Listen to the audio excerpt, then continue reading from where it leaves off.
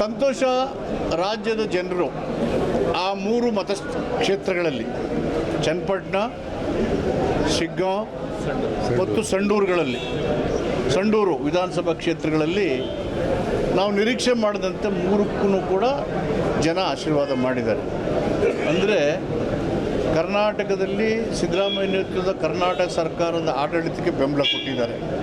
ನಮ್ಮ ಗ್ಯಾರಂಟಿಗಳು ಹೆಚ್ಚು ಪರಿಣಾಮಕಾರಿಯಾಗಿ ಕೆಲಸ ಮಾಡಿದ್ದಾವೆ.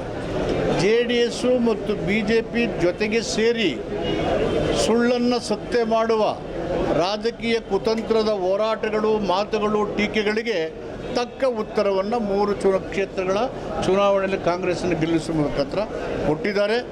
ಅಲ್ಲಿಯ ಮತದಾರರಿಗೆ ನಾವು ಹೃದಯ ತುಂಬಿದಂಥ ಕೃತಜ್ಞತಾಪೂರ್ವಕವಾದಂಥ ಧನ್ಯವಾದಗಳನ್ನು ಹೇಳಲಿಕ್ಕೆ ಬಯಸ್ತೇನೆ. ಸಿದ್ದರಾಮಯ್ಯರ ನೇತೃತ್ವದ ಸರ್ಕಾರಕ್ಕೆ ಜನರಿಂದ ಕೊಟ್ಟಂಥ ಆಶೀರ್ವಾದ ಮತ್ತು ಬೆಂಬಲ ಅಂತ ಹೇಳಿ ನಾವು ಬಯಸಿ ಇನ್ನೂ ಉತ್ತಮ ಕೆಲಸವನ್ನು ಮಾಡಲಿಕ್ಕೆ ಪ್ರಯತ್ನ ಮಾಡಿದ್ವಿ. ಸಿದ್ದರಾಮಯ್ಯರಿಗೆ ಕೊಟ್ಟ ಸರ್ಟಿಫಿಕೇಟ್ ಯಾಕಂದರೆ ಮೂಢ ಹಗರಣ ಇತ್ತು, ವಾಲ್ಮೀಕಿ ಹಗರಣ ಇತ್ತು, ಹಾಗಾಗಿ ಅವರಿಗೆ ಕೊಟ್ಟ ಜನರಿಗೆ ಗೊತ್ತಿದೆ. ಸಿದ್ದರಾಮಯ್ಯ ಒಬ್ಬ ಪ್ರಾಮಾಣಿಕ ರಾಜಕಾರಣಿ, ಜನಪರ ರಾಜಕಾರಣಿ, ಸದಾ ರಾಜ್ಯದ ಹಿತ, ಅಭಿವೃದ್ಧಿ ಮತ್ತು ಜನರ ಹಿತವನ್ನಲ್ಲದೆ ಬೇರೆ ಯಾವುದನ್ನು ಮಾಡಲ್ಲಂತ ಜನರಿಗೆ ಸ್ಪಷ್ಟವಾಗಿ ಗೊತ್ತಿತ್ತು. ಆ ಒಂದು ತಿಳುವಳಿಕೆಯಿಂದನೇ ಜನ ನಿರೀಕ್ಷೆ ಮಾಡಿರಲಿಲ್ಲ. ಯಾರು BJP JDSನವರು ನಿರೀಕ್ಷೆ ಮಾಡಲಿಲ್ಲ. 3 ನಾವೇ ಗೆದ್ದು ಬಿಡ್ತೀವಿ ಅಂತ ಹೇಳ್ತಿದ್ರು. ಆದರೆ ಜನ ಸರಿಯಾದ ತೀರ್ಪನ್ನು ಕೊಟ್ಟಿದ್ದಾರೆ.